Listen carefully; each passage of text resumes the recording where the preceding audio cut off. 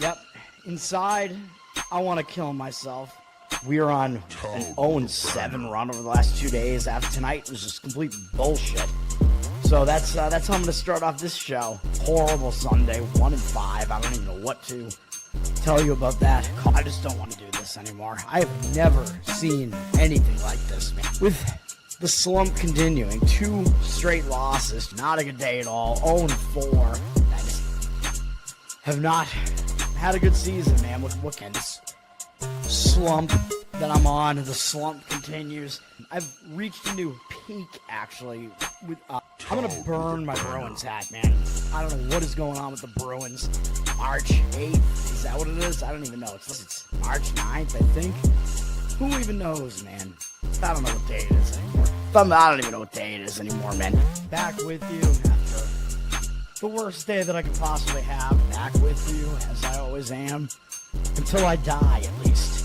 0-2 yesterday, and yesterday did not go well for me. 0-5. The worst month that I've ever had in my 18 years doing this. I don't know what to even tell you about this anymore. Broke the slump yesterday as the slump discontinues. The slump continues. Somebody fucking kill me, please. I don't even know what I should do at this point other than potentially end it all. What's up, everybody? It's Toad back with you. This is Bettor Off Dead, July 2nd. I shouldn't be laughing, but I am. That new intro's insane, dude. Thanks to Lainey for compiling those videos. Nancy, what's up? Oh, man. I don't even... I'm basking in the awesomeness of that intro, man. I love that intro. All right.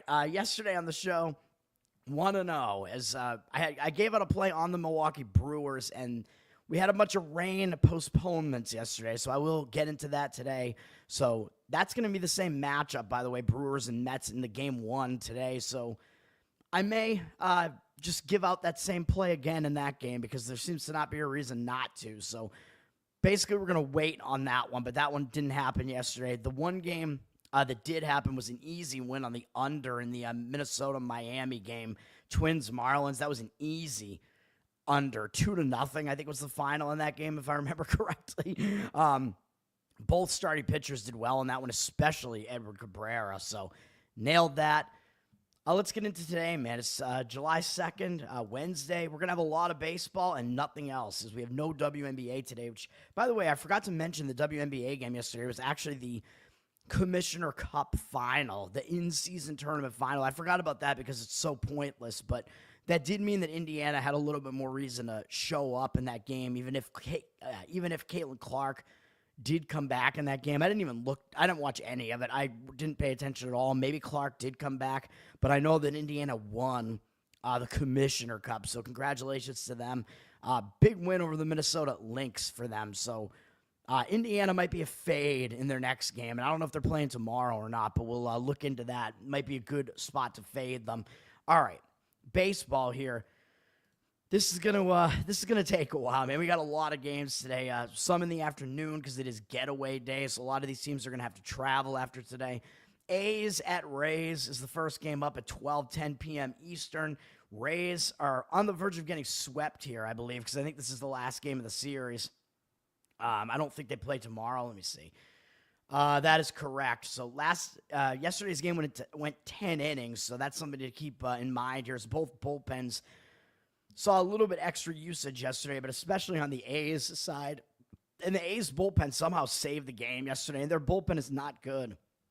So definitely something to keep in mind here. If you want anything to do with the A's here, I would probably be excluding their bullpen from the equation here. Mitch Spence is pitching for the A's today. 3.82 ERA, 1.3 whip. He's been way better on the road away from that bad Sacramento AAA stadium there. 2.31 ERA on the road.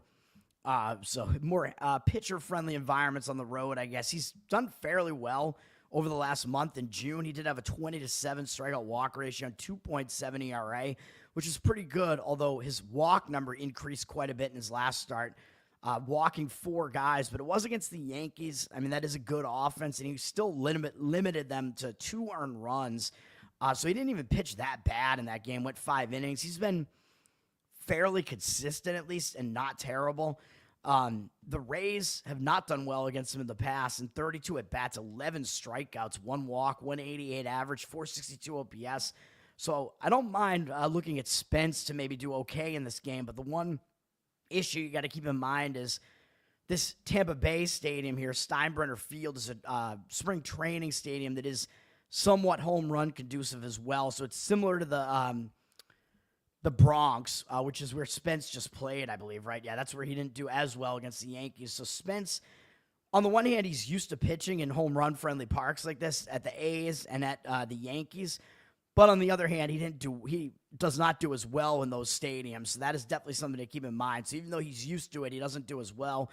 He's up against Ryan Pepio, who's having a good season, 3.36 ERA, 1.15 whip. Pepio's actually been a little bit better in this stadium, 3.14 ERA. He's coming off a really bad outing at Baltimore, though, which kind of surprised me because he was in really good form up until that point. He still had a 36-10 strikeout walk ratio in June, a 3.76 ERA. But that start kind of derailed him, so I'm a little bit concerned that maybe he's coming out of form a little bit here because that was a bad start against fairly mediocre at best, I would say, Baltimore offense. Pepio, though, might bounce back here because the A's have not done well against him in the past. In 20 at-bats, a 150 average, 427 OPS, 7 strikeouts, 2 walks. So I think if we're looking at this game, Pepio, I think I'm going to consider his last game to be a little bit of a blip, and same with Spence. So I think the way to look at this is probably to go under in the first 5 innings because, again, I don't want anything to do with bullpens that are a little bit taxed, and I don't want anything to do with the A's bullpen almost ever. So the total, we see 86% of tickets on the over, 73% of the cash on the over. Total's kind of just sitting at 9 with juice on the under, and odds makers kind of have to throw it up at a high number like that because of the stadium here, because it is during the day. It's going to be hot there, so it is a little bit of an over-conducive environment. But with these two starting pitchers, I think they might be able to hold the opposing lineups in check a little bit. So I would be looking at first 5 innings under the total in that game, but that is not going to reach the level of a play for me. JC, what's up? JC, you're everywhere. I still think there are about 1,000 JCs out there. All right. St. Louis, Pittsburgh.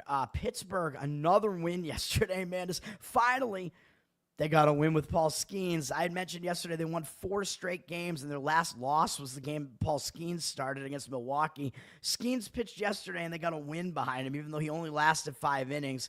He shut St. Louis out. And I believe St. Louis has not scored a run in this entire series, which is pretty embarrassing. I mean, I think at some point, St. Louis is probably going to have to – they're probably going to turn it around a little bit because their offense isn't this bad, and the Pirates' pitching is not really this good. So maybe it happens in this game today where I think the Cardinals do have a little bit of a starting pitching edge in this game. We did not see a whole lot of bullpen usage yesterday. So I think St. Louis does get the bullpen edge. Pirates' bullpen not very good. St. Louis coming off 2 straight shutout losses. Probably is going to come into this game with a little bit of fire, a little bit pissed off. They got Sonny Gray pitching, and he is their best starter. 3.3, well, you could argue it's Liberatore, but I think Gray has just kind of proven himself over a longer career. 3.36 ERA, 1.09 whip. Good numbers this year. The problem is he has been worse on the road, 4.37 ERA on the road. He's coming off a complete game shutout on the road, though, against Cleveland. They're not a good hitting team, but he one-hit them and gave up no walks and struck out 11. So Gray pitched really well, and St. Louis has been really good behind Gray, winning 8 of his last 9 starts, 3 of those being on the road.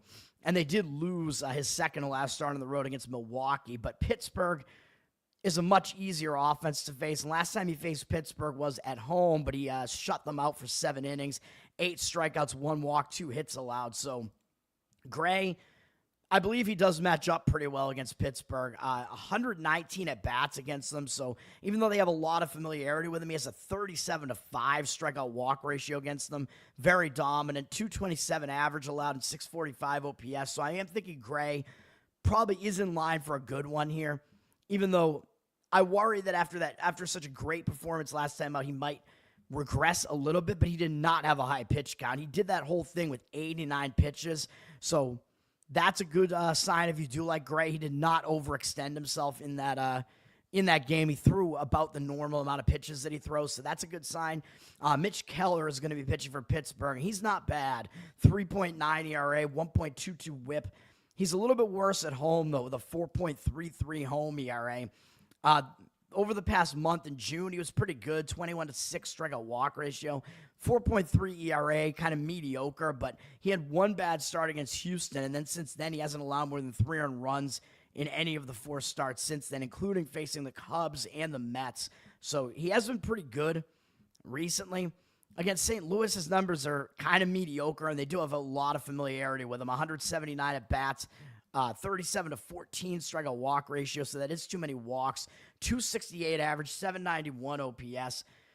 So I think looking at this game, it probably makes sense to lean to St. Louis here, man. I do think they have a bullpen edge as well and a starting pitching edge. You're having a little bit of a price on the road, but I do think they're going to be a little bit angry, want to bounce back from 2 straight shutouts. St. Louis laying -120, up to now -121 on the road.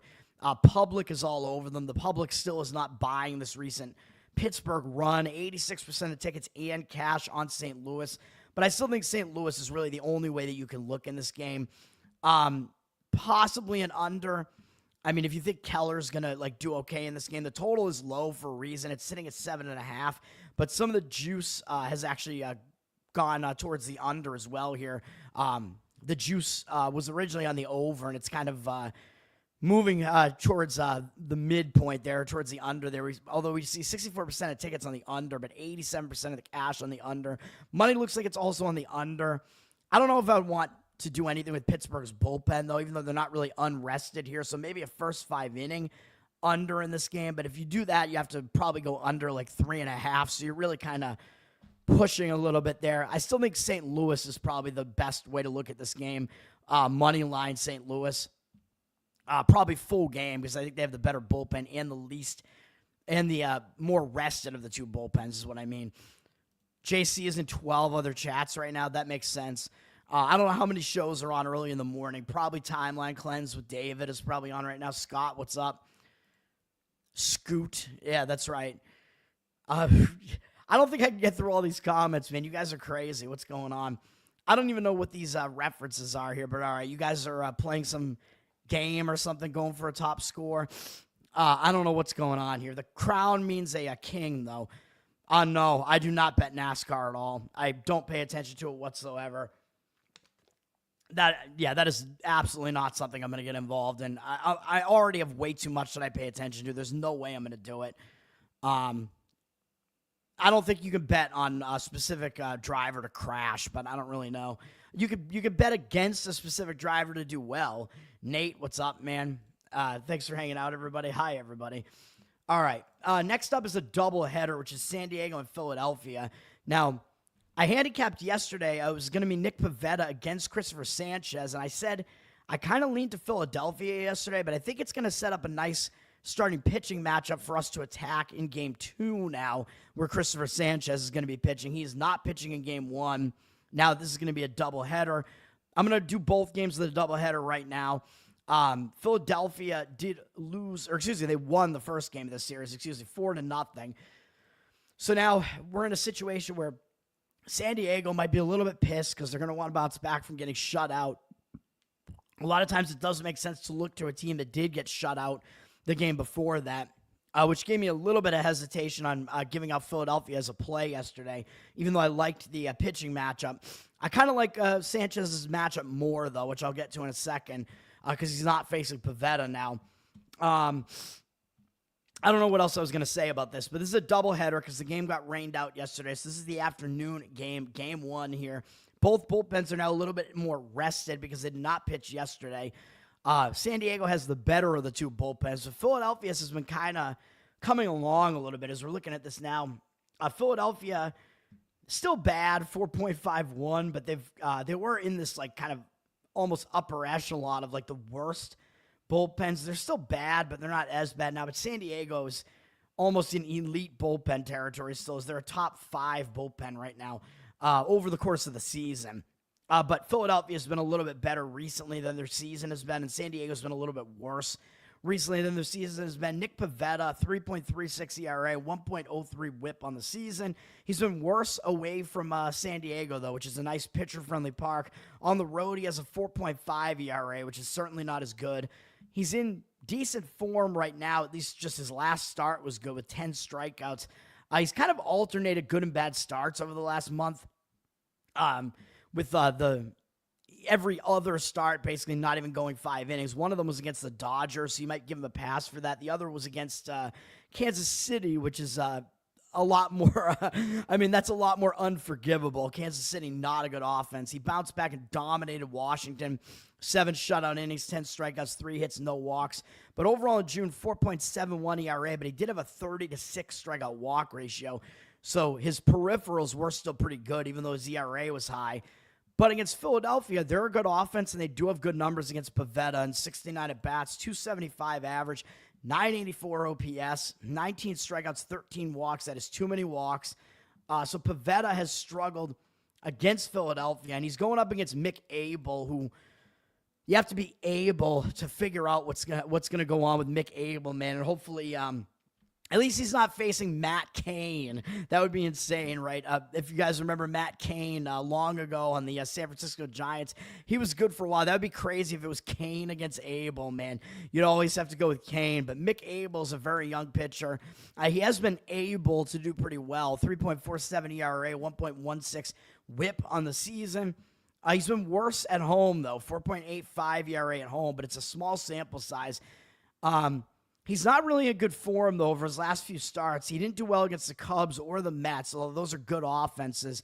So he actually is kind of stepping down in class to face San Diego here, who's a good offense, but not as good as the Mets or the Cubs, even though the Mets haven't been in great form recently.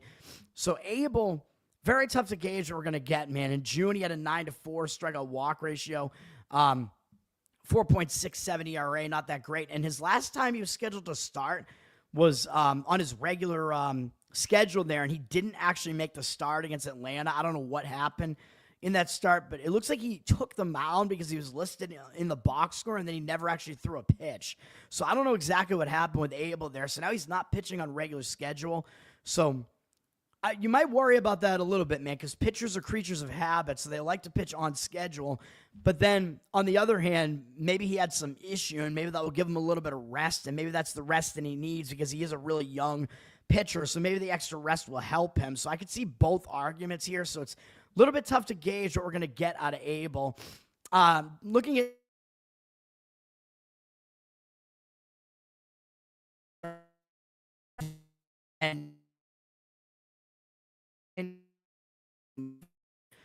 so we are getting a little bit of an extra edge there because he's facing a lineup that has never seen him before.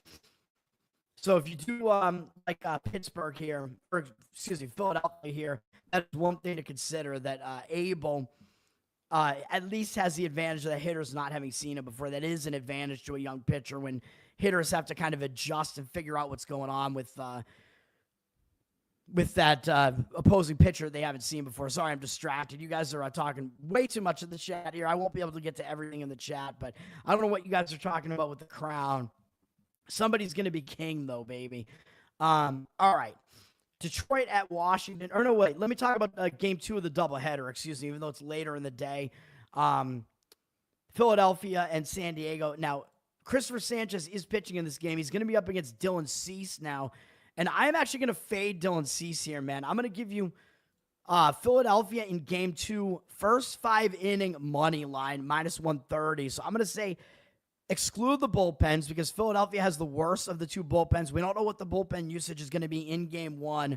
So let's forget about that. Let's just look at the starting pitching matchup, and we'll go with Philadelphia to have the better of the starting pitching matchup here.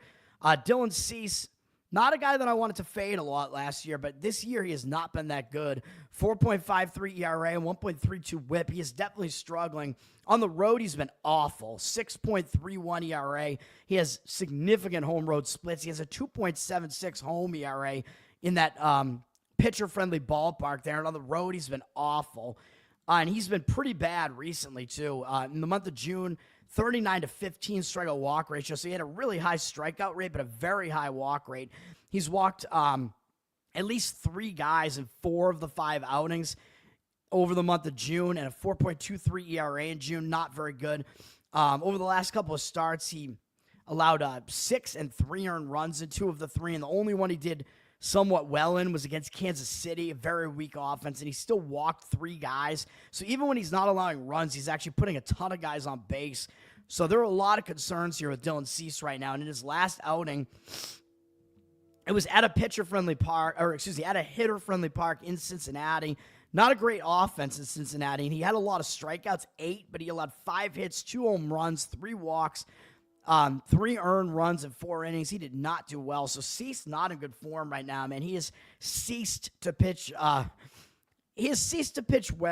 let's say, especially on the road.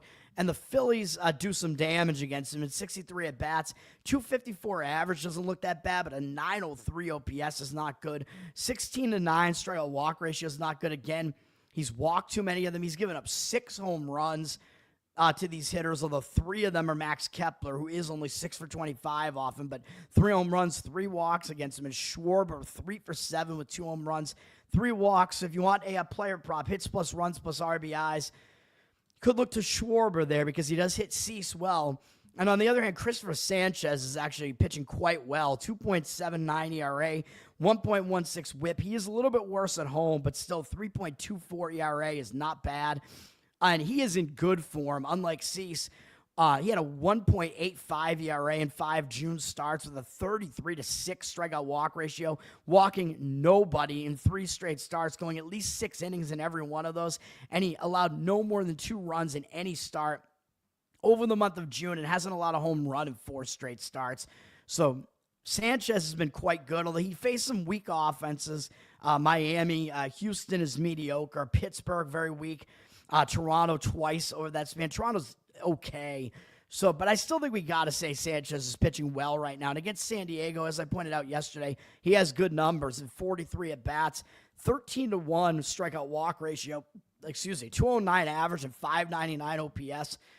So I like what we're seeing with Sanchez's numbers here, man. So I'm going to recommend first 5 innings Philadelphia. In Game 2, I like Sanchez to outpitch Dylan Cease here. The money has agreed with me and come in on the Philadelphia side, up from minus 140 to minus 152. 70% of tickets, 98% of the cash coming in on Philadelphia in that game. So I like it. I like it more than Game 1, where Game 1 looks like the money's actually coming in on San Diego as it flipped from a plus 100 dog to a minus 109 road favorite, just because Abel gets no respect in the market. But San Diego's very public there. 70% of tickets, 77% of the cash. So they do have the cash coming in on them, but they are public. So again, I'm not recommending a play in Game 1 of the series. Game 2, I'm recommending a play on what I think is actually an anti-public home favorite in Philadelphia in Game 2. Again, taking the bullpen side of the equation, we don't really have to worry about what happens in Game 1 as far as the bullpen usage. And the other thing I like about this is that San Diego's a pretty bad road team, man. They're 20-25 on the road, as I pointed out yesterday. And Philly's good at home, 27-14. So I think we're getting some edges there. First 5 innings, Game 2 in the Philadelphia game there against San Diego. I can't even keep up with what's going on in the chat, man. Notable Jews in sports. I mean, yes, there are probably a lot. They're all in ownership, though. Most of them are in ownership, except Hall of Famer Rod Carew. If you want to sing the Hanukkah song there, he's the one that I remember. And Kevin Youkilis, right, on the Red Sox. Even though he's the Greek god of walks or whatever. Will, what's up, man? Thanks for hanging out, everybody. Trying to at least hit everybody that appears in the chat, at least. A lot going on in the chat. Chat is bumping here. All right, next up, where did I leave off? Detroit, Washington. This is also a doubleheader. Yesterday, rain everywhere yesterday, man. So yesterday was postponed. Yesterday, we were going to have Trevor Williams against Jack Flaherty. I almost said John. Jack Flaherty. Today, the pitching matchups have shifted, have split across the games now, just like Philadelphia and San Diego are doing. So we don't get the same starting pitching matchup now with 2 games here. Game 1 in the afternoon, Detroit and Washington. Detroit is going with a bullpen game with Tyler Holton listed as a starter here. 4.34 ERA, 1.26 whip. Not a whole lot to really dig into with Holton because he's only going to probably be in the game for about 1 to 2 innings, probably less than 2 innings. So we're going to get a bullpen game from Detroit here.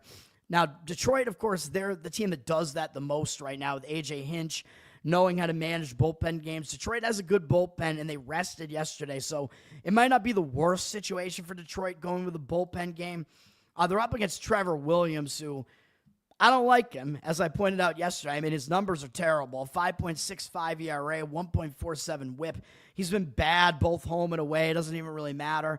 I had an 18-5 strikeout walk ratio in June across 5 starts, which wasn't that bad, but Washington lost 4 of the 5 starts, and he gave a bunch of runs, 5.55 ERA, so he was not keeping opposing offenses in check, even though the peripherals actually looked okay for Williams, but I'm not ready to say that Williams is like a bettable pitcher right now. I don't really think he is. Bettable, not bettable. Bettable, I don't know, man. He's got that nice beard. You might want to, take that guy to bed with you. I don't know. But he does have good numbers against Detroit, and only 3 of their hitters have ever seen it before, which I pointed out yesterday. 194 average against and 580 OPS, with Javier Baez having almost all the track record against Detroit. Some of this is Jack Flaherty, so we can kind of just throw him out. So really, for Detroit, it's mostly just Baez who has faced him before. So Williams is at least unfamiliar to Detroit. And if you look at what's going on in the market, Detroit's very public, 90% of tickets and only 87% of the cash, and they've already dropped from minus 165 to minus 149. So the professional money is coming in on Washington as the home underdog in that game, basically saying, well, Williams might be a little bit better than he looks right now. He's unfamiliar to Detroit, and Detroit is going with a bullpen game, so it looks like Washington is taking some of the professional money. So take from that what you will, I guess.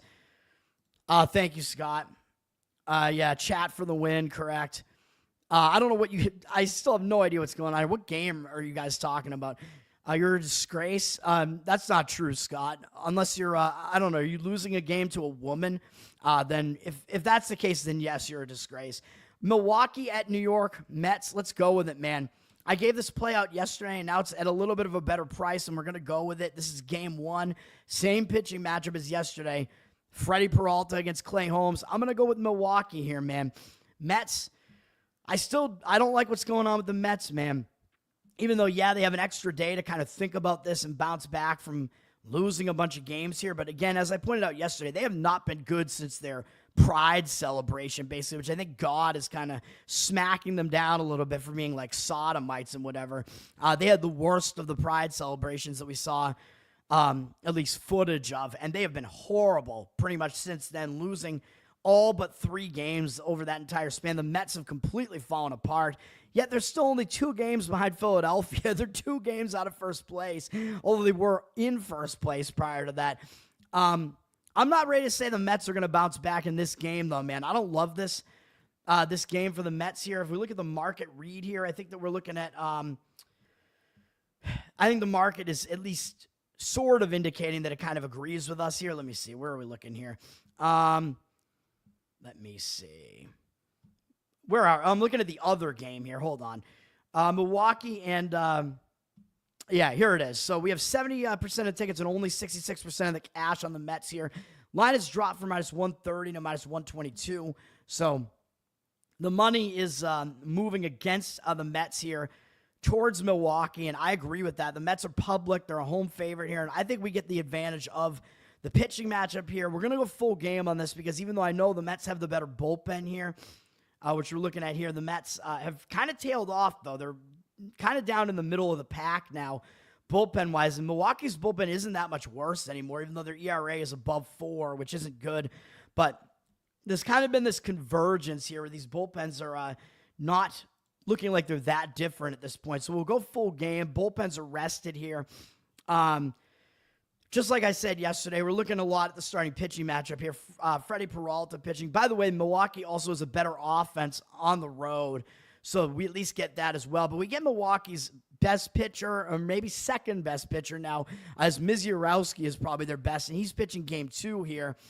Freddie Peralta, 2.9 ERA, 1.13 whip. He's been really good this year. He is worse on the road, so that is something to worry about a little bit with a 4.02 road ERA, mostly because he's allowed way more home runs on the road for whatever reason. But I'm not as concerned about it here. He is in good form. Milwaukee won his last 3 starts, 32-8 strikeout walk ratio in June. Had 6 or more strikeouts in 4 of the 5 starts. 3.21 ERA over that span. He's pitching well, and he has good numbers against the Mets. His 63 at-bats. Too many walks, 16-10 strikeout walk ratio. I mean, with Peralta, you do get a little bit of wildness out of him, but you get decent strikeout numbers, and he doesn't give up that many hits.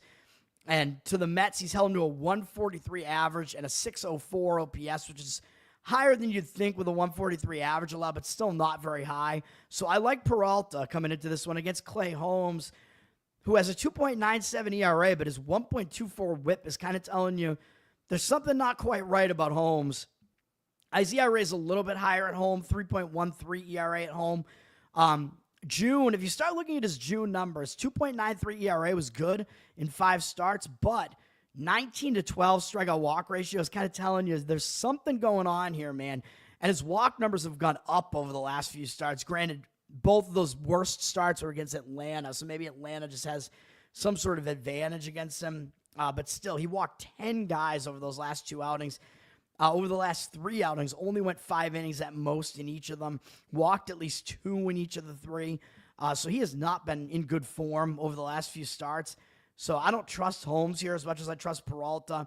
He doesn't have a lot of history against Milwaukee, 12 at-bats. But they do have 2 walks to 2 strikeouts. A 250 average, not that high. 774 OPS, a little bit higher, mostly because Yelich has hit him pretty well. 3 for 5 with 2 doubles. So I am going to recommend exactly what I recommended yesterday, just at a little bit of a better price here at plus 112 on the money line. And I think this is going to be the last play I'm going to give out today. Milwaukee in game 1, plus the money line price there as an underdog. I think you're getting Peralta as an underdog. That is something I think you got to look towards. I like it against a team that is just not playing well as well. So Milwaukee in the first game of the doubleheader as the underdog. Game 2s of those doubleheaders, by the way. Let's just hit those right now. Way too many comments, guys. JR, what's up, man? Thanks for hanging out. Andrew, what's up, man? Yeah, I'm going to talk about that at the end of the show, actually, if you want me to. The big, beautiful bill or whatever the hell, the BBB. I'll talk about it because it is a travesty, man. It is disgusting. So I will talk about that at the end of the show. Game 2, Detroit-Washington. Jack Flaherty was going to pitch yesterday. He is now pitching in game 2 today against Mackenzie Gore. So he has to face a much better pitcher in this game. So that sucks for Flaherty. Flaherty has not been pitching well recently, man. This season, not great either. 4.8 ERA, 1.23 whip. He's been really bad on the road. 6.17 road ERA. And he's been bad over his last few starts for the most part. A 6.84 ERA in June. 28-16 strikeout walk ratio. So he was not good in June. Walking way too many guys. Walking at least 3 over his last 4 starts apiece. He had 2 starts in a row where he gave up 15 runs and didn't even make it past 4 2/3 innings in either of them. Bounced back a little bit against the A's at home, but Detroit's better at home. He struck out 7, which was good, but he still walked 4 guys in that start, so that's still a little bit of a cause for alarm. I don't think Flaherty is totally back here. He's in bad form. He does have good numbers against Washington in his history, though. 68 at-bats, 18-5 strikeout walk ratio, 206 average, 643 OPS.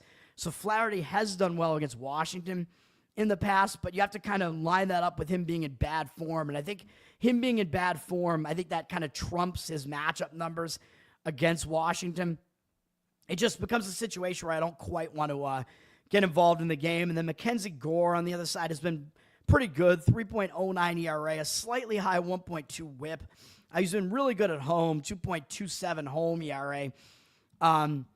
Pretty good in June as well, over 5 starts, a 2.93 ERA and a 28-9 strikeout walk ratio. But his walk numbers increased as well. He walked 7 over the last 2 outings.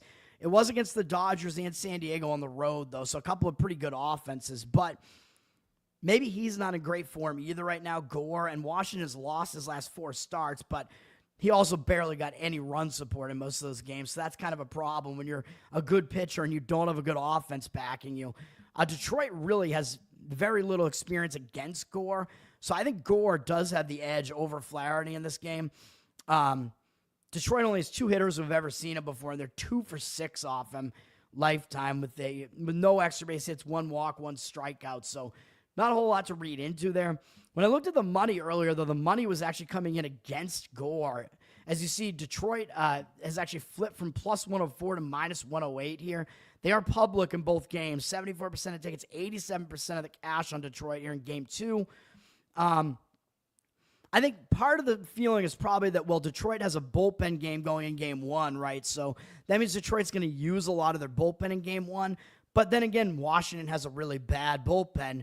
So I think it kind of becomes a wash, though. So if I was looking at this game, you're getting Washington as an underdog here, as an anti-public underdog with what I think is the better starter, or who I think is the better starter in Gore. I would probably look to Washington money line in the first 5 innings and just don't deal with the bullpens, but just go with the starting pitching matchup there. I would probably lean that way. Washington money line first 5 innings in Game 2. And then in Game 1, like I said, the money was looking like it was indicating on Washington in the first game there, wherever the hell that is. This board is all over the place, man. This is the interleague, and then the other ones are listed as write-in games for whatever reason. The extra games that are kind of all the first games in the afternoon. Yeah, so the money in Game 1 is coming in on Washington for whatever reason, even though Trevor Williams, pretty bad. So I would probably be looking at an over in Game 1, to be honest, but it's very public. 93% of tickets, 96% of the cash on the over. Totals dropped a little from 9.5 to 9. Oddsmakers threw it out at a 9 for a reason, though, man. Total a lot lower in Game 2 because the starting pitchers are obviously better at 8 in Game 2. So I probably would say over in Game 1, and Washington money line first 5 innings Game 2 is probably the way I'm looking at those 2 games. And Game 2 of Milwaukee and the Mets is Misiorowski, who I just mentioned. He's maybe one of the best young pitchers in baseball already, man. But the thing is, the secret is already out, man. Like, you know what I mean? Like, he's no longer a secret to the point where now Milwaukee is favored with him. And by the way, it says undecided for the Mets here, but they have decided, it looks like, on Blade Tidwell starting. So I talked about Slade Ciccone the other day. Oh, Slade sounds like Blade, the vampire hunter. Blade Tidwell actually is named Blade. I mean, if that's really his legal name, like his parents named him that, I mean, that is crazy, dude. It's like, our son is born. We're going to name him, like, we're setting him up to be a vampire hunter, man. But now he's a pitcher in Major League Baseball. Maybe he's going for the necks of Major League hitters, man. I don't know. But again, Misiorowski, I mean, he's gotten so hyped up, especially because he just went up against Paul Skeens and beat Paul Skeens. And I think maybe you're not getting that much value on Misiorowski anymore. I would still lean his way, though, in this second game between Milwaukee and the Mets, because I think he's a lot better than Tidwell. Like, Tidwell's a young guy, but we know Misiorowski has amazing stuff, and Tidwell has not been very good so far. So I think you still have to look to Milwaukee in this game, probably in the first 5 innings. Probably don't want to deal with Milwaukee's bullpen, and we don't know what's going to happen with the bullpen usage in Game 1. So I would still lean first 5 innings of Milwaukee in this one, but you're having to lay a price, and the money is coming in against Milwaukee in this game, down from minus 120 to minus 115, 80% of the tickets on Milwaukee. So Misiorowski drawing a lot of the public action, 84% of the cash coming in on the Mets, though. So the Mets look like they're getting the money in that game. I'm kind of surprised by that, though, to be honest. I mean, Misiorowski, he's been really, really good, obviously. 1.13 ERA, 0.63 whip. His ERA is a little bit worse on the road at 3, but like very small sample size, whatever. His team has won all 3 of his starts so far. He walked a lot in the first game. He had 4 walks in his first game, but he settled down nicely. Overall, 19-7 strikeout walk ratio and 14-3 over his last 2 starts. 2 of his 3 starts have been 5-inning shutouts. He's only allowed 3 hits in 16 innings, which is really the insane part of all of this. Although he faced somewhat weak offenses, Pittsburgh, Minnesota, and then he did face St. Louis in his Major League debut, who's a little bit of a better offense than the other 2. So he is stepping up in class. This is going to be the best offense that he's faced so far. But He's a really good young pitcher with great stuff. I mean, he's a power pitcher. He throws over 100 miles an hour very consistently, has a really nasty, hard slider as well. And I think he does fairly well with a curve and maybe a changeup as well. So Misiorowski, he's got all the stuff, man. It's just a matter of stepping up in class here. Are the Mets going to be able to get to him a little bit? I don't know, because, again, a guy with stuff like he has against a lineup that's never seen him before tends to be an advantage to the pitcher. And then the Mets with Tidwell starting, if we look at his numbers here, he has not been good in 3 starts, although he is still a young guy as well. But he has not been effective in the majors. 10.13 ERA, 2.44 WHIP. He hasn't made it 4 innings in any of his 3 starts. He also faced St. Louis and Pittsburgh, so he has 2 common opponents with Misiorowski, and he did way worse. And he also lost against Philadelphia. He has not pitched at home yet, though, so this will be his home Major League debut. He did go on the road for all 3 starts so far, but still he was not good. Gave up 12 earned runs in 10 2/3, 18 hits, 2 home runs. So actually crazy. He's pitched like 8 fewer innings than Misiorowski has, but he's allowed 15 more hits than Misiorowski has. That's insane. He's allowed almost 6 times as many hits in almost half the innings that Misiorowski has pitched. That is just insane. And he has a 7-8 strikeout walk ratio, which is not good. So it doesn't look good for Tidwell here, even though, of course, Milwaukee has never seen it before. But even though the money is not agreeing with Misiorowski, and I think maybe it's just because the professional bettors are probably feeling, well, you probably shouldn't, maybe Misiorowski, because he's such a young guy, maybe we're jumping the gun here and he shouldn't be favored on the road. But I don't know, man. I mean, he is the better of the 2 starters, so I would be looking, again, Milwaukee first 5 innings in that game. I won't elevate it to being a play, although I was considering it. Big, beautiful balls, that is correct. You do not want to bet on me, man. I don't know. Upcoming podcasts. I was on Leighton's podcast the other night, Outlawed Thoughts. That was the most recent appearance that I did. Go to Boston. Yeah, that's right, actually.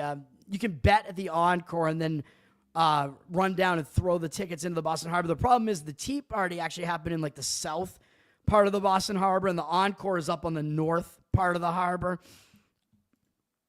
Massey running for president and winning. I think he might run in 2028 or whatever. There's no way he'll win. I mean, he'll be stopped like Ron Paul does. The media will go on an all-out blitz campaign against him. Live commentary on games, no, I have not done that.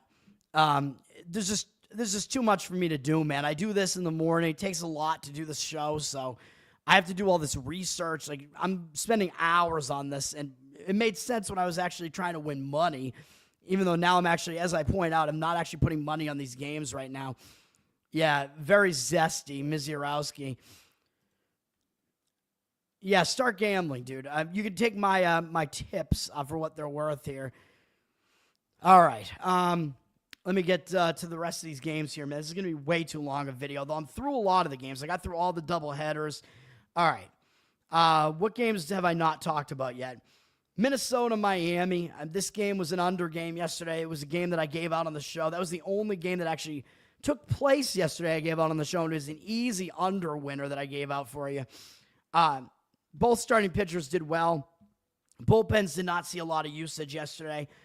Although Minnesota's bullpen, I mean, they really fell off pretty recently. So where's Minnesota? I mean, Miami's is bad, though. If you look at the bullpen usage here, Miami, bad bullpen. Minnesota's has actually fallen behind Miami's, though. So that is crazy. So we are looking at 2 bullpens that aren't very good here. But they are rested, at least. Simeon Woods-Richardson is pitching for Minnesota because I think Lopez must be hurt. So Woods-Richardson has to come back into the rotation. He was decent last year, but I think now that the league has figured him out, he's not a pitcher that has really good stuff, so he has not been pitching that well here. 4.63 ERA, 1.39 WHIP, not very good. Worse on the road, 5.53 road ERA. Decent in June over 4 starts, 3.92 ERA, 17-8 strikeout walk ratio, so too many walks. But his last 3 starts, he actually had 2 shutouts over the 3 starts. Although his team lost 2 of those 3 and 3 out of the 4 in the month of June. But he's been pitching a little bit better as of late, at least. And he's going up against Jansen Junk, who I keep making the joke he's a junk pitcher, man. His numbers are actually good this year, though. 3.73 ERA, 1.15 whip. But he spent a lot of it coming well, actually, no. I thought he was pitching out of the bullpen earlier this year, but I guess I'm wrong. He's not made that many appearances. I think he did come out of the bullpen for some of these appearances earlier in the season, but he was a long relief man, and he's joined the starting rotation. He was doing okay until his last start, where he did not do well at San Francisco, who's not a very intimidating offense, and he gave up 5 runs, 8 hits, 3 2/3 innings, 1 strikeout, no walks.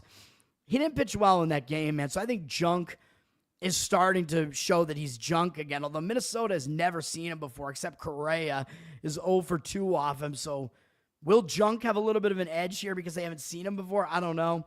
And Woods Richardson, by the way, against Miami, they haven't seen that much of him either. They only have 5 hitters who have seen him before. They're 3 for 5 off him, 1 walk, 1 strikeout, 600 average, 1,267 OPS. So they have done well against him in a very small sample size.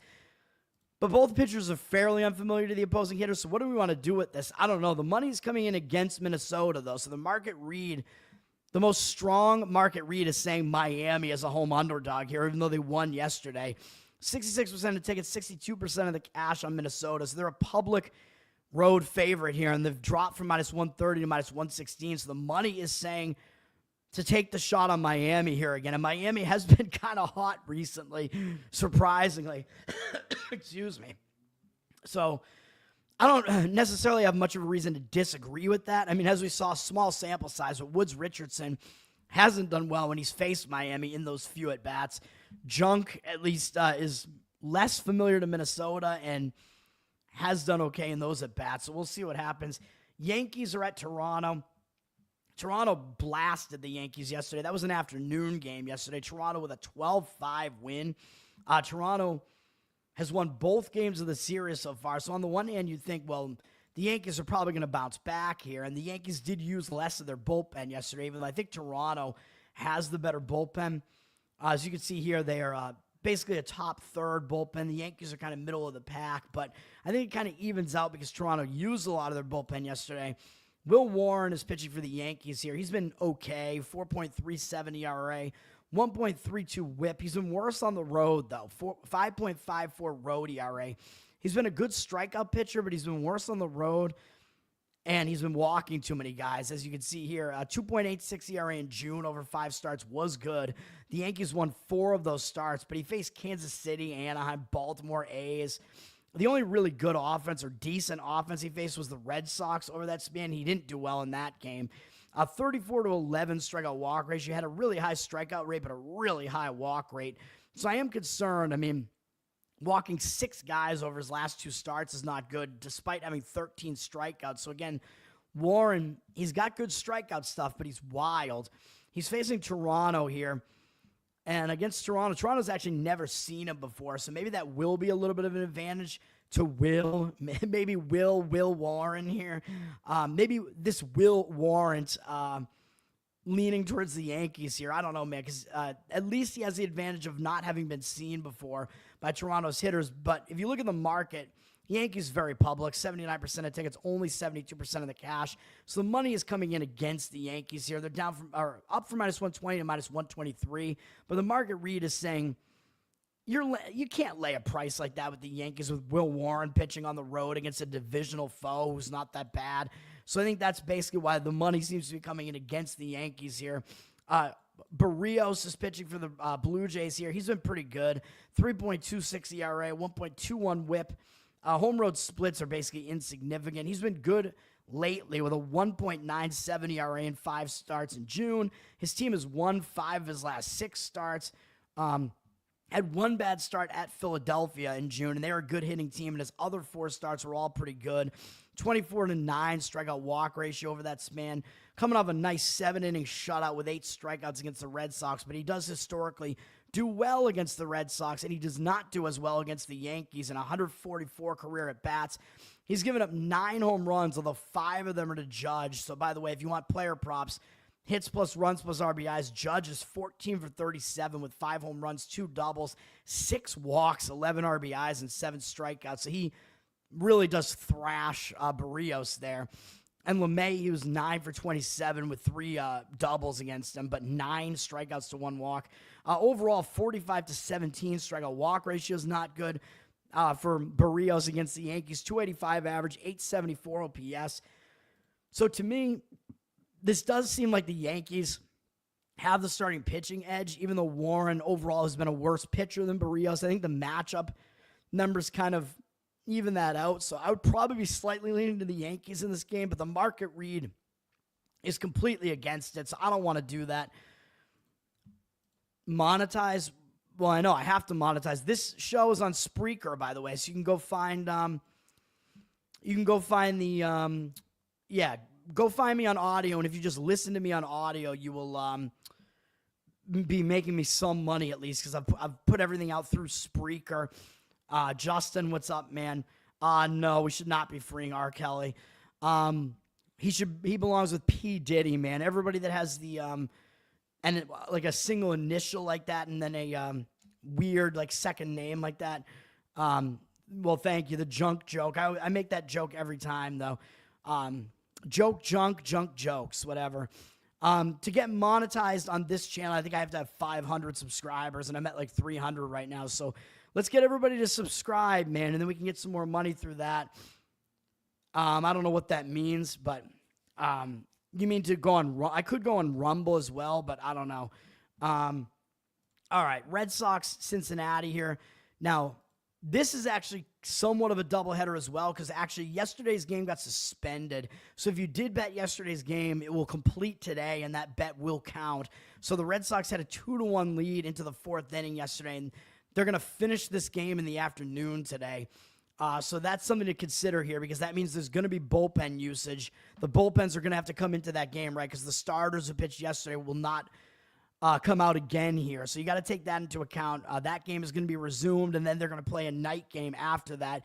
So with probably used bullpens coming into the second game, so that is definitely something you have to keep in mind here. I would not want to deal with the bullpens.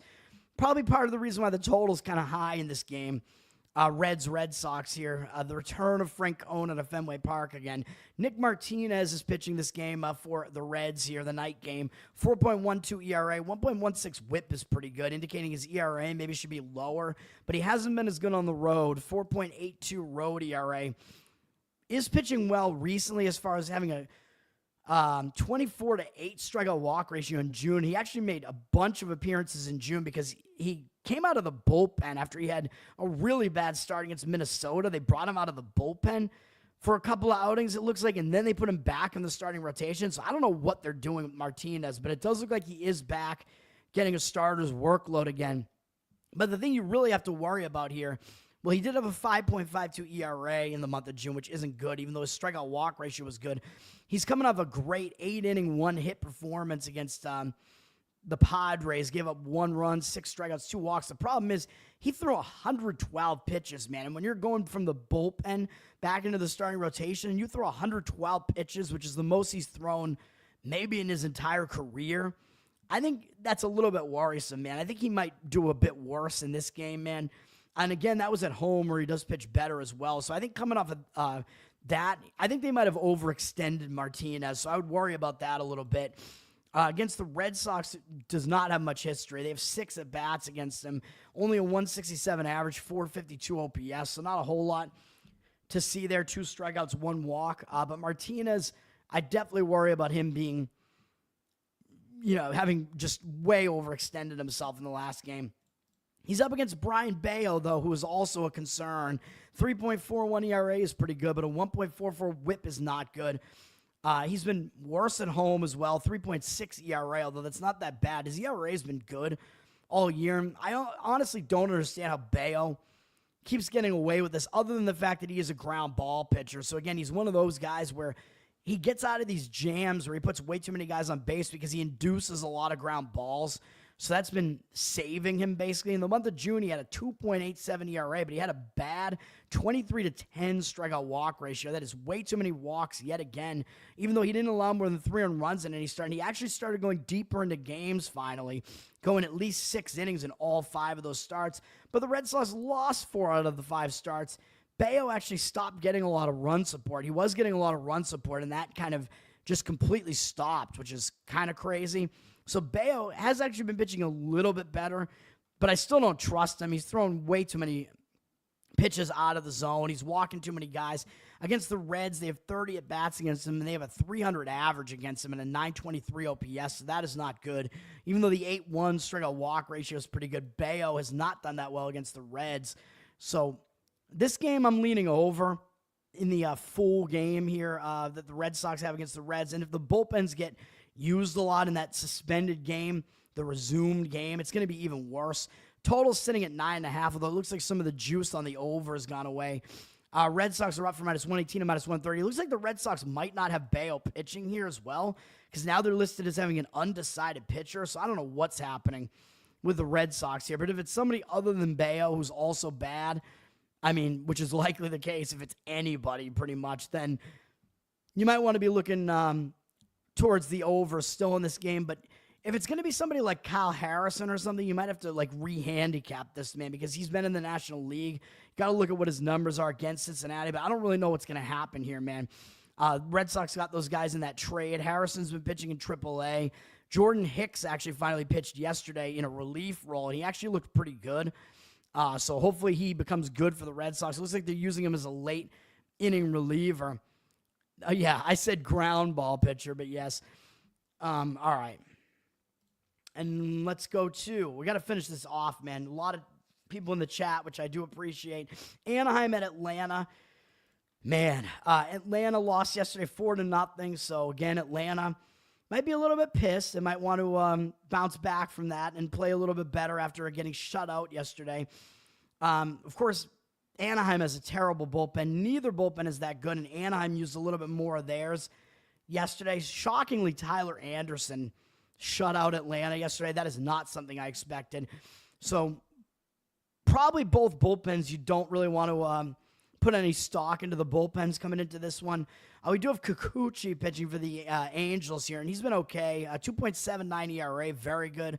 1.37 whip is not that good. He's been walking too many guys. Worse on the road, 4.47 road ERA, so he's been a lot worse on the road. But he's been in good form recently. Over the month of June, he had a 2.25 ERA and a 41-9 strikeout walk ratio. So since he walked 5 guys against the Red Sox, he actually settled way down. He's walked 1, 2, 0, and 1 over the last 4 outings. And over the last 3, he struck out 10, 9, and 12. So all of a sudden, Kikuchi is striking out a lot of guys and not walking as many guys. So he has kind of found his groove again, man. He is in really good form right now, and he bounced back and pitched well against the Red Sox, even though they had just seen him. So he is looking really good right now. Against the Braves, they have good numbers against him, though. In 68 at-bats, a 294 average, 863 OPS, 17-4 strikeout walk ratio is pretty good for Kikuchi, but the Braves have hit him well historically. But again, he's in really good form right now. He's up against Fuentes, who is a young 20-year-old pitcher for the Braves. He does have good stuff, but it is not translated to the majors in his 2 starts so far. I mentioned him yesterday because he was almost slated to pitch yesterday. He's got a 10.8 ERA and 1.8 whip, which is not good. Both of his starts so far have been on the road, so this is going to be his first home start, and we'll see how he does. Obviously, he at least has the one advantage of Anaheim not having seen him before, but even so, he just hasn't really pitched very effectively. He's given up 3 home runs already and 14 hits, 10 earned runs in 8 1/3 innings. 4-1 strikeout walk ratio is fine, but the rest of those numbers are not good. He's getting hit hard.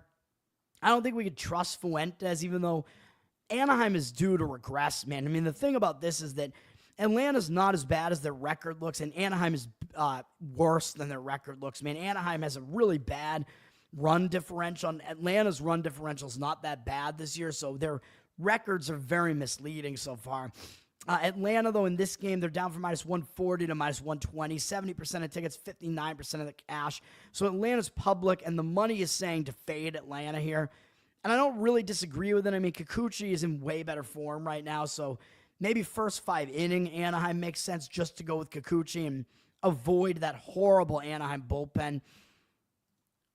Well, yeah, Coochie, that's right. Just Coochie in general, yeah. Sounds ridiculous. Cleveland at the Chicago Cubs is going to be the ESPN game of the night here. Cubs just beat Cleveland yesterday 5-2. I gave that out as a lean on the show. I wish I'd given it out as a play because I liked Boyd yesterday facing his former team. Neither bullpen saw a ton of usage yesterday. Cubs bullpen probably a little bit better. Cubs did use a couple of their better relief pitchers yesterday, though. This game is going to have Tanner Bybee pitching for Cleveland here.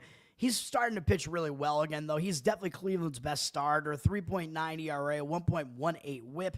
He's been worse on the road, though. 4.96 ERA, so that's definitely something to watch out for. But in June, he was quite good with a 32-5 strikeout walk ratio. Had really good command in June. 3.98 ERA, but he gets no run support. And his team has lost, 7 of his last 9 games. He's getting absolutely no run support, even though he's been pitching pretty well. So that is obviously a concern. The Cleveland just can't hit at all, man. Against the Cubs, even though they're a really good offense, Bybee has actually done really well against them in 17 at-bats. 118 average allowed, 387 OPS, so he has done really well. Only allowed 1 extra base hit, a double from Kyle Tucker, but yeah, Bybee does look like he matches up well against the Cubs. He's going up against Shota Imanaga, who is really good. 2.54 ERA, 1.03 whip. He's been worse at home, though, at Wrigley so far. He's given up 6 of the 7 home runs he's allowed this year at home. 4.58 ERA at home, so the long ball has been a problem for Imanaga at home, but he was so good last year, man, that I think he's going to continue to be good this year. I think it's just kind of a matter of time. I mean, he's not allowed a whole lot of hits at all. He did just come back from injury, and he had a 5-inning shutout. Pretty efficient, 77 pitches, only allowed 1 hit to St. Louis. 3 strikeouts, 1 walk. So that was a nice return start for Imanaga. So I think he is coming back, and he is probably in decent form right now, and he's going to basically be back to where he was quite quickly. Against Cleveland, though, his numbers actually aren't that good. In 18 at-bats, a 278 average allowed and 794 OPS. Very small sample size, though. So my gauge on this is probably still that we're going to want to be looking towards unders in this game, but the money is coming in towards an over. Up from 7.5 to 8, basically, with juice on the over. 73% of tickets, 96% of the cash on the over. The fact the total came out at 7.5 kind of tells me that the wind shouldn't really be that much of a concern today at Wrigley. Like, it wouldn't be blowing out, I guess, or anything like that. And it is a night game, so it'll be a little bit less hot in Chicago. So I'm still thinking this looks like an under matchup to me, man. But the market seems to be disagreeing with it. I think both bullpens are in decent shape coming into this one, and they're not horrible bullpens. So that would kind of be the way that I would be leaning in this game. But looks like the money is disagreeing with me, and the money is coming in on the Cubs, even though to me, looks like they're kind of favored by too much. They're down from -160 to -157. 65% of tickets. Public is obviously going to be on the Cubs. Cleveland is just playing awful. 89% of the cash on the Cubs. But again, I think it's a little bit of a tax, man, because the Cubs have a better record. Everybody knows Imanaga's pretty good. And looking at those matchup numbers I just showed you, I think maybe that line's a little bit too high, man, and maybe there is some value, and maybe looking to fade the Cubs here as well. I'm not going to do it. I'm not going to give out a play on this, but that's the way that I look at that game. Raul, what's up, man? All right, well, dude, do I have to prove it to you? Like, what are we doing here? $50 per push-up seems like it is worth it. But, by the way, Raul, I have him blocked on Twitter because he is a fucking asshole.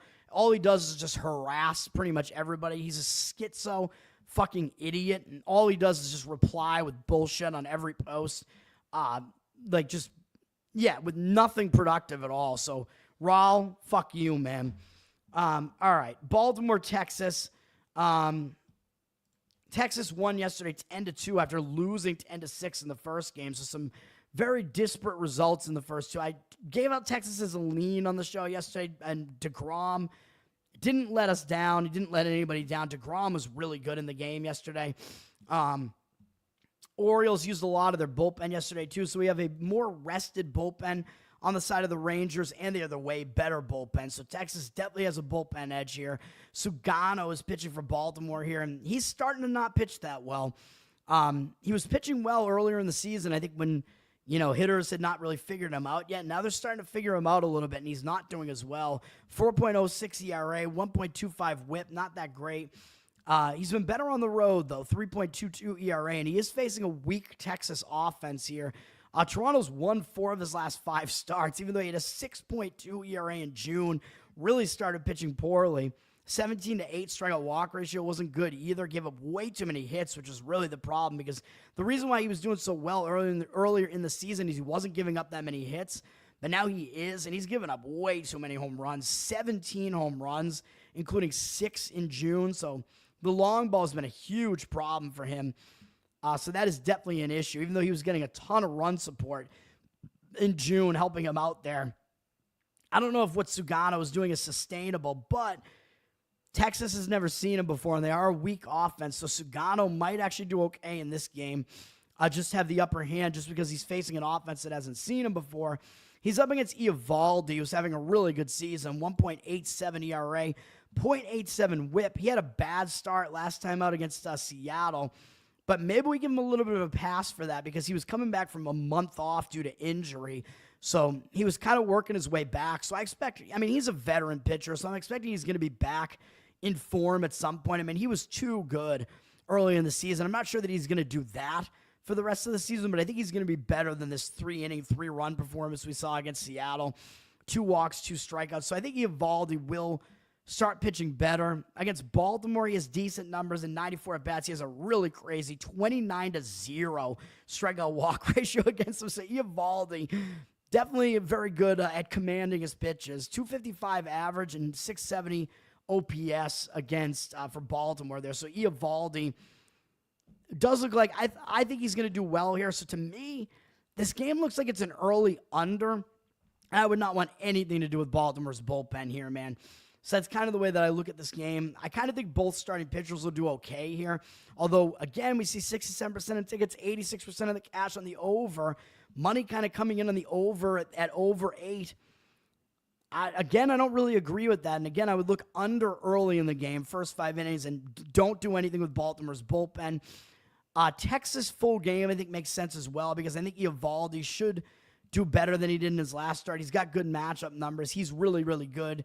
He's the more trustworthy of the 2 pitchers, in my opinion, and Texas does have the better bullpen and in way better shape. They're down from minus 140 to minus 135, 55% of tickets, 57% of the cash. So the cash looks like it is kind of on the side of Texas. Houston at Colorado. Colorado lost 6-5 yesterday, so it was a close game. Houston was able to hold on after they had a big early lead, 6-0. They almost blew the game, but they were able to still finish it off. But Houston used a lot of their bullpen, but so did Colorado. So Houston does have the better bullpen, but both bullpens in pretty bad shape coming into this game. So that's something to keep in mind. But maybe Houston doesn't have to use that much of theirs because Hunter Brown is pitching, and he's been really good. 1.74 ERA, 0.89 whip.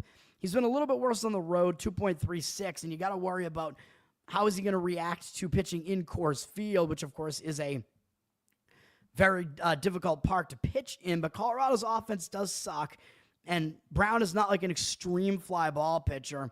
Houston has won 6 starts in a row behind him. He allowed no more than 2 earned runs in any of those and allowed 1 or fewer in 5 of the 6.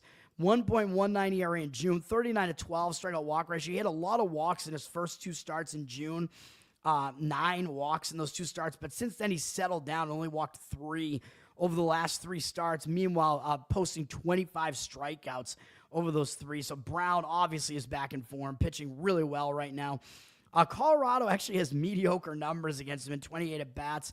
7-4 strikeout walk ratio, 250 average, 808 OPS. The problem with looking at the matchup stats is that was when Brown was not as good as he is now. I mean, Brown's a young pitcher, man. He struggled to adapt to the majors and whatever, but he is an ace pitcher now, though, man. I think all these stats were back when Brown was not as good as he is now. So I'm thinking Brown should do well here. He's up against Austin Goober. Pitching for the Rockies, not good. 6.14 ERA, 1.43 whip. I mean, the Rockies don't have a starter that's good. So Gomber actually has a 0 road ERA, which is hilarious. His ERA at home is 9.31, so he's been bad in Coors Field. He's only made 3 starts so far, and he's only made 1 on the road. But his home starts, one was actually not that bad, giving up 1 run against the Dodgers, but he only put up 1 strikeout. So he is really not striking out a lot of guys at all. So Gomber, I mean, I don't think he's very good. I think it might be a somber day for the Rockies here, as he's bad against Houston too, in a big 70 at-bat sample size. They have a huge 400 average against him and 1,162 OPS, 10-8 strikeout walk ratio, and they have 5 home runs off him. So I think this is clearly a spot where Houston has the upper hand with the starting pitching matchup. I think the way that you should look at this game, because there's no way you can lay a price what Houston is laying here, right? I mean, Houston's laying, where are they at? Up from minus 240 to minus 255. They're very public. 95% of tickets, 98% of the cash. What you want to do in this game, in my opinion, is go Houston over their team total, even though you're going to have to probably get them to score 5.5 runs or maybe 6 runs. I think they can do it. The numbers that they have against Gomber are insane. You usually do not see offensive numbers that are that extreme in a big sample size like that. So I think Houston to score a lot of runs here, and then Colorado having to go to their bullpen, which is already used up. I think that's probably the way to look at that game, would be Houston to score a lot in that game. Yes. I don't know what else is going on in the chat here. Yeah, what's up, guys? You guys should purge Raul, in my opinion. Raul is a terrible person. I'm not even being ironic about that. He's absolutely just a flaming moron. On Twitter. Nothing that he says is productive. All he does is reply to all of our posts like an absolute dipshit. He's a fucking idiot. He should be purged from the ranks. He's not dangerous. All right. Kansas City at Seattle. And I mean, he's not dangerous. Dangerous meaning a good thing in that case. Seattle won the first game of the series, lost the second game. So, oh my God, the Kansas City Royals won another game. Kansas City has won a couple of games recently, go figure. Kansas City used a lot of their bullpen in that game yesterday, though. So Kansas City, they have a good bullpen, but their bullpen has seen a lot of usage. Noah Cameron's pitching for them today. He's a good young pitcher, 2.79 ERA, 1.01 whip. He's been good on the road, too, with a 1.11 road ERA. And he's pitching in a very pitcher-friendly park here.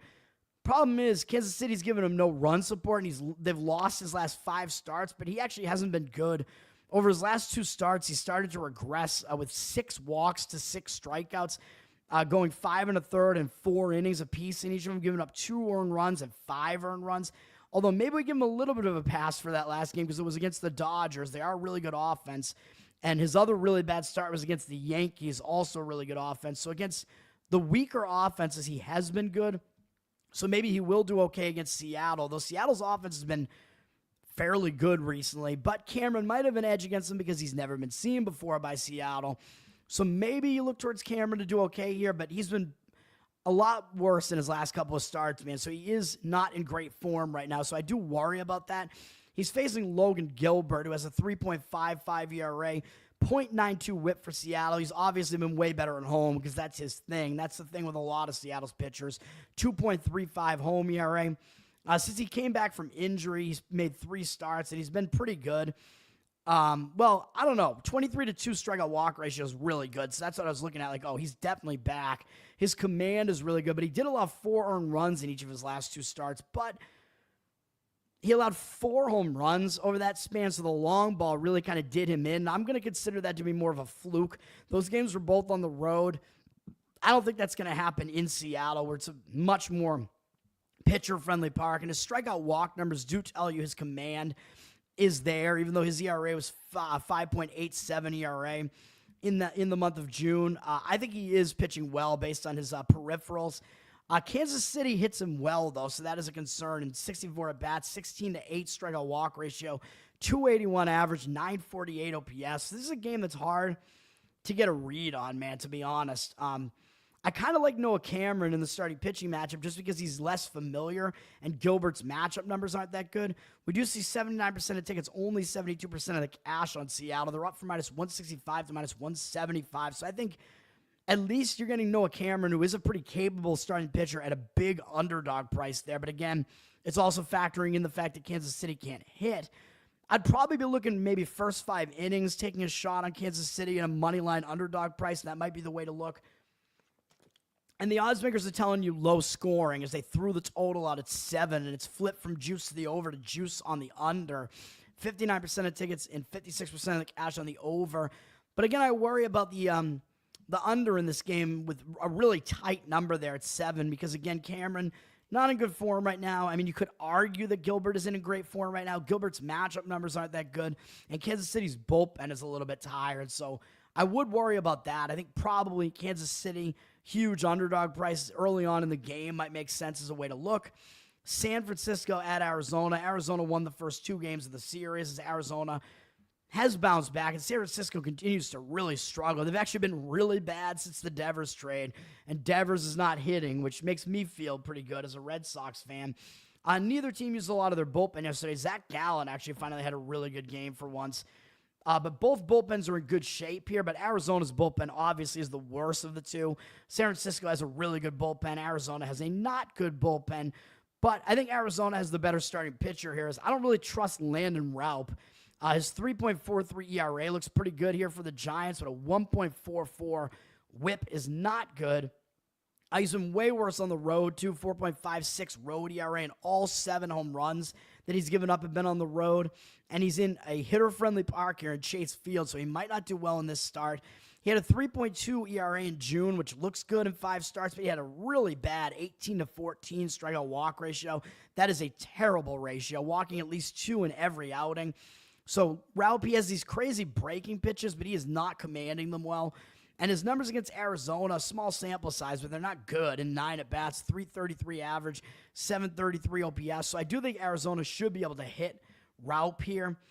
Merrill Kelly, on the other hand, is pitching well. And with Corbin Burns hurt for the rest of the season, Kelly has actually been the most consistent starter for the Diamondbacks. 3.49 ERA, 1.07 whip.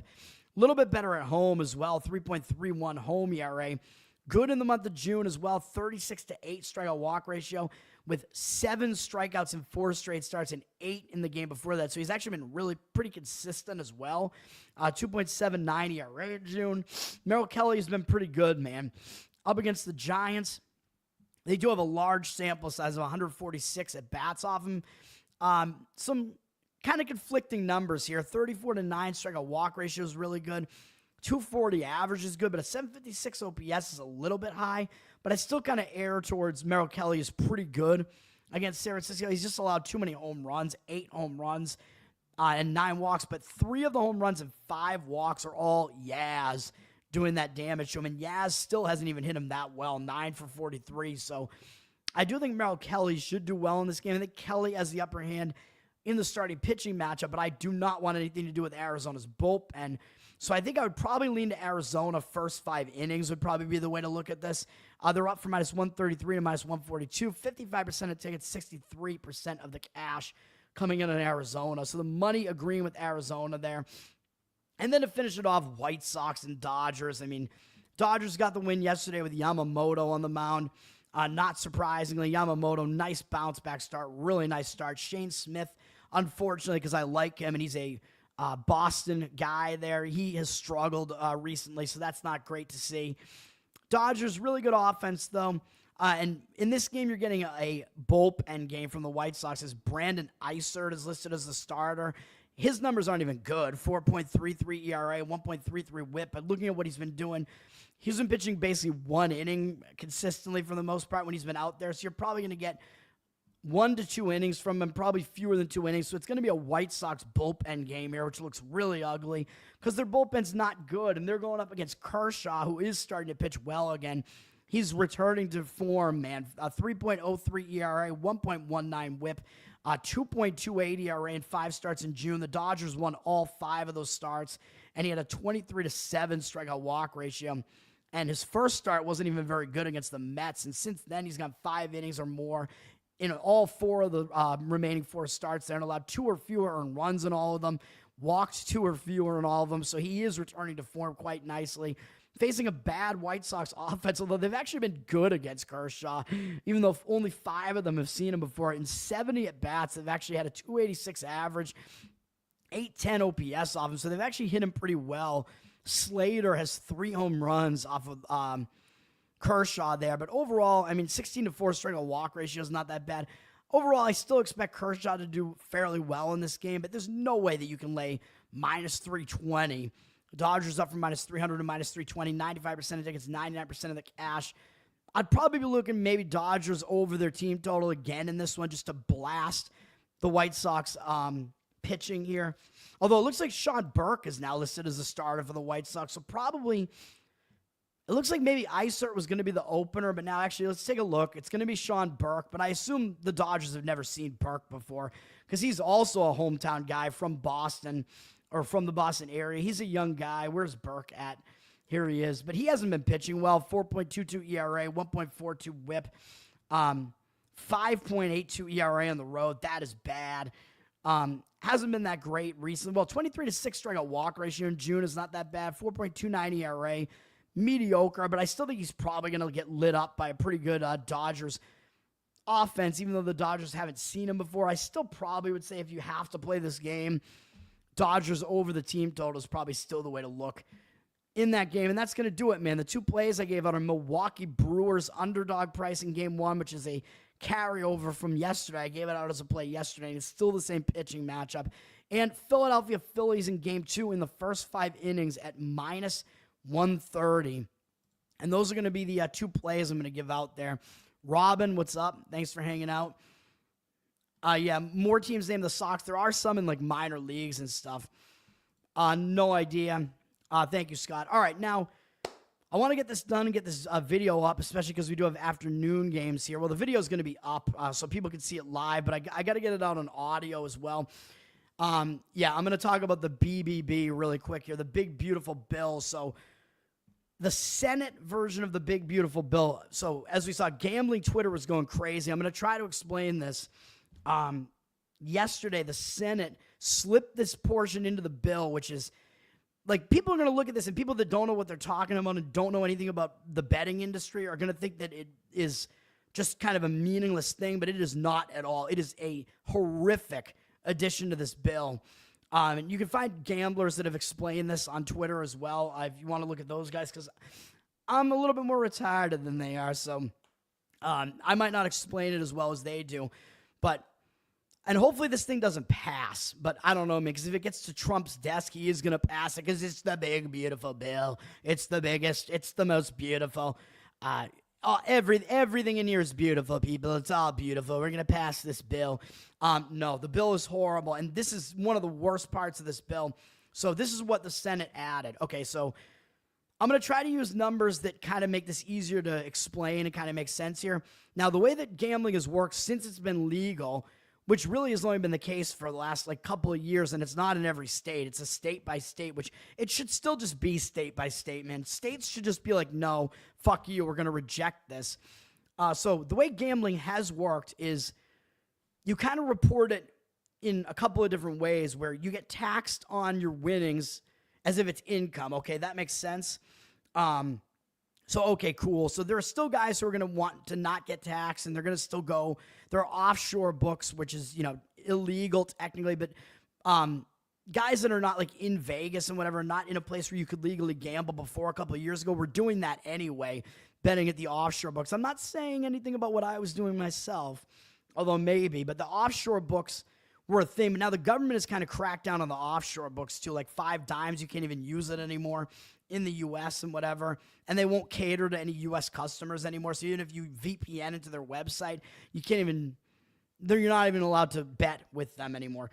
Okay, so anyway, if this bill passes, the gambling industry is maybe going to become that again for sports betting. It's going to be offshore books again. For poker, it's going to be way worse because the online poker industry got crippled in around 2009 or so, because I remember I used to play poker online during the heyday of it when I was in college, 06, 07, around there. And then the government did this very similar thing, and they completely cracked down on it. They did a similar thing, and they just wiped out basically the online poker industry, where they cracked down on the poker sites, and they basically they made it basically completely untenable. I forget exactly what they did to the poker sites, but at that point, that's when I switched over to sports betting, because you couldn't play poker anymore for money, which is completely ridiculous. You can at casinos, obviously. But anyway, the online poker industry got destroyed, and this is going to destroy the online sports betting industry, and it's probably going to destroy in-person poker as well now, because what's happening now is, okay, the way that you get taxed on, so say you bet legally, the way you get taxed right now is you get taxed on your income on your winnings. Okay, that makes sense, right? You get taxed a certain percentage on your winnings, okay? And let's say, for my purposes, let's say you get taxed 50%. I know it's not 50%, but let's say that it is, okay? So say you have a year where you're a high volume player, right? So say you're in sports betting, you are betting like tons and tons of money, right? Which when I was doing it, I was probably putting up, I probably had about 300,000 like in play over the course of like an entire year. It adds up, right? So say you do something like that, you're high volume, so you just want to win like 53 to 55% of your bets in sports betting, and then you can profit on it, right? So you have a very thin, razor thin margin in order to win at doing this, okay? So say you win 1,100,000. Say that's the amount that you've won over the course of the year on your winning bets, but you've also lost $1 million, okay? So that gets split into two different numbers, right? So overall, you put 210, or whatever. You had millions, hundreds of millions, or wait a minute, how do I want to just, no, okay, yeah. So let's say you won 1,100,000. Yeah, let's do it that way. And you lost 1 million on your losing bets. Okay, so you won on the year, right? You were up 100,000, and the way that would get taxed, say that your income gets taxed 50%. That means that 50% comes out of that 100,000 that you actually won. So you would have to pay 50,000 on that, but you still won 50,000, so you still profited. And I know I'm using an extreme example here, but that makes sense to you, right? So you still profited, and the reason for that is that on your losses, your losing bets that you had, they're completely tax deductible. They're 100% tax deductible. So that 1 million of losing bets that you had, you don't have to declare any taxes on it. 0%, right? You don't have to pay taxes on that. Now, what this is going to do in the big, beautiful bill is that you can only deduct 90% of the losses instead of 100%. So think about what that means. So if in that situation, if those were the other numbers, that completely eliminates your profit, because what that would mean is that you can only deduct the 900,000 out of the million that you lost. So what that essentially means is that you're getting taxed as if you won 200,000, or as if you had 200,000 more that you won than you lost, if that makes sense, right? Instead of the 100,000 that you actually were up, because this is the way the taxes are going to work. They're going to tax you as if you profited 200,000 instead of 100,000. And if you pay 50% taxes on that, then you're paying 100,000 in tax instead of 50,000, which means that the 100,000 that you won, that gets completely wiped out. So you actually will profit zero. And there are certain situations with like really high volume players where, say you're like betting in the millions just to profit, hundreds of thousands or whatever. So it is your income. You're making like a couple 100,000 a year on this. That's the way that you make income. The way that the numbers could work out, it could not only just wipe out your entire profit, but it could make you actually have to pay the government. So you actually only not profit, but it could work out so that you actually lose money on it, even though you won money betting. So this would actually set up situations where a lot of professional bettors that do it that way, it's completely untenable. They would not be able to even do it anymore. So if that makes sense, that's why this is so bad. Hopefully that makes sense. I've retweeted some videos where people talk about it as well, and some tweets where people have explained it. So you can go check that out. I'm not a very good explainer, so yet I'm explaining betting here as well. Hopefully that makes sense to everybody. Thanks for hanging out, everybody. Learn to Toad on Twitter. Anna, good to see you as well. Trying to shout out at least everybody that's been in the chat here. Thanks for everybody for hanging out. Learn to Toad on Twitter. GiveSendGo.com/TowerGang. Toad is love if you want to support me, but I probably prefer tips through Venmo and Cash App, which are through, you can do that through Twitter as well. Bettor Off Dead is now on Instagram, so you can check that out as well. That is correct. Or it very well could eliminate all of your winnings. Yeah, and more than that, yes, depending on how the numbers work out, yes. And again, when you're trying to profit by sports gambling, it's razor thin, man, razor thin margins. So that would really, it would make it basically so that you wouldn't be able to win at doing it anymore. Yeah, that's right, man. So anyway, Bettor Off Dead is on Instagram as well at Off Dead Bettor, which is what I'm using for the tag everywhere because I fucked it up when I first did it on YouTube. And I am on the audio platforms now as well, so you can listen to this on audio. And please do, because I have that portion of it monetized. And I'm going to be doing something with Covered in Uke, man. Covered in Uke is my Uke channel that is on YouTube. I'm starting to post every Uke cover that I'm going to post on Twitter. I'm going to post there as well. I'm going to have a Patreon that's at Learn Its Ode. And Patreon supporters, I'm probably going to give you guys like a Spotify feed with all of the Uke covers that I do. And probably the highest Patreon level, I'm going to prioritize Uke covers that are requested from people. So that's what I'm going to do. If you want to make a living doing poker, you have to do it in person. And if this big, beautiful bill passes, it's basically going to make it impossible to do it. So I don't want to black pill or anything, but that's the way that it is now. You can't do it online anymore. As of like 15 years ago at this point, and that has not ever been fixed. Like, that's just been the case since then. They completely wiped out the online poker industry for professionals, and professionals will do it in person right now, but if this BBB passes, they won't be able to do that either, which is why you see the poker community is up in arms right now. They're really flipping out about this. All right, that's going to do it for me. Have a good day, everybody. Yeah, you'll have to play all underground poker games, man. All under the table. That's true. I kind of want to play poker more than I do. I mean, I used to play it quite a bit. I'm good at recognizing betting patterns, man. I'm a noticer. Peace out, everybody. Thanks for hanging out today. Long video today. That's going to do it.